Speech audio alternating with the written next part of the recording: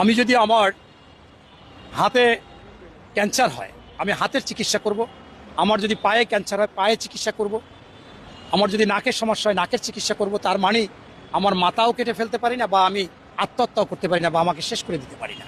এখানে হাসপাতাল যারা এটা অপরাধ করেছে তাদের বিচার হবে, হতে পারে সেই ডাক্তারের বিচার হতে পারে, জেল জরিমানা হতে পারে, তার সনদ ক্যান্সেল হতে পারে, বিশেষ করে জরিমানা এবং জেল হতে পারে।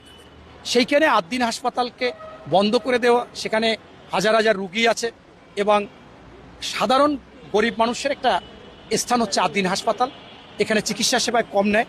আমি যেহেতু একজন জনগণের প্রতিনিধি হতে চাই, কাজবাজ করতে চাই, সেই ক্ষেত্রে আমি অনেকেই সাজেস্ট করি যে এখানে গেলে আপনি কমে চিকিৎসা করতে পারবেন।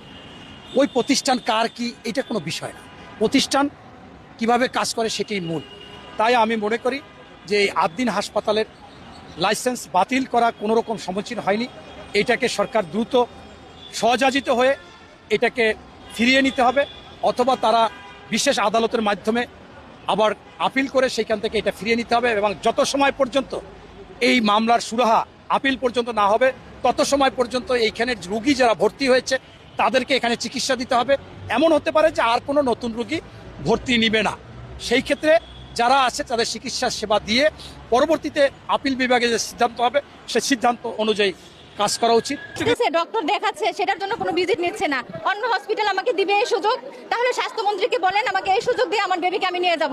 আমি 72 ঘন্টার মধ্যে আমার বেবিকে এনআইসিইউ থেকে কোথাও নেব না, আমাকে সঠিক ব্যবস্থা করে এই ট্রিটমেন্ট আমাকে দিতে হবে। সরকারিতে আমি এই ট্রিটমেন্ট পাবো না। আমার বাচ্চা এখান থেকে বের করলে আমার বাচ্চা এক্সপায়ার করবে, তাহলে আমি কিভাবে এখান থেকে নিয়ে যাব? আমি একটা মা, অবশ্যই আমার বাচ্চাকে সঠিক ট্রিটমেন্ট দেওয়ার অধিকার আমার আছে।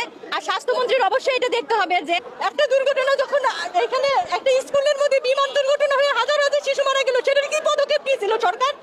আজকে এখানে 6টার জন্য আমাদের প্রত্যেকটা পেশেন্ট পার্টিকে ভোগান্তি পোহাইতে হচ্ছে। কেন আমরা সেই ভোগান্তি পোহাবো? আমরা এই ভোগান্তি পোহাইতে পারবো না। আমরা 72 ঘন্টার মধ্যে আমাদের কোনো বাচ্চাকে আদ্দিন থেকে নিব না, আমাদের সঠিক একটা ব্যবস্থা করে দিতে হবে, তারপরে নিব আমরা। আমরা এইরকম আমাদের যে ট্রিটমেন্টের টাকা নিচ্ছে সেই ট্রিটমেন্ট এটা নিয়ে আমি বলে যাবো বলেন? কোনো সরকারি হাসপাতাল জায়গা দিতে পারে নাই আমাকে, কোনো প্রাইভেট জায়গা দিতে পারে নাই, বাচ্চা ট্রিটমেন্ট করে নাই। এখানে আসা পর্যন্ত ট্রিটমেন্ট পাইছে, এখন বাচ্চা ভালো আছে। এখন যদি আটকা বলেন আমি অক্সিজেন ছুটে আমার বাচ্চাটা মারা যাবে, ওর মুখে টোটালি খাবার বন্ধ, আমরা কোথায় যাবো? আরে সমস্যা হইতে পারে, সেটা সুষ্ঠু সমাধান করে তাদেরকে অপারেশন করা হোক। হাসপাতাল কেন বন্ধ হবে? বাংলাদেশের প্রতিটা হাসপাতালে এর থেকে বেশি অনিয়ম, দুর্নীতির শেষ নাই। ধান্দাবাজি করে বেড়ায় সব জায়গায়, ধান্দাবাজি করার জায়গা পায় না। বন্ধ করবে কেন হাসপাতাল? হাসপাতাল বন্ধ করলে সমাজে এতগুলো মানুষের কর্মসংস্থান কোথায় হবে? যারা এখানে চাকরি করে তাদের পরিবারের কি হবে? এইটা দায়ভার আগে সরকার ব্যবস্থা করে তারপর হাসপাতাল বন্ধ করুক। এতগুলো রুগী কোথায় যাবে? এদের সেবা কে দিবে?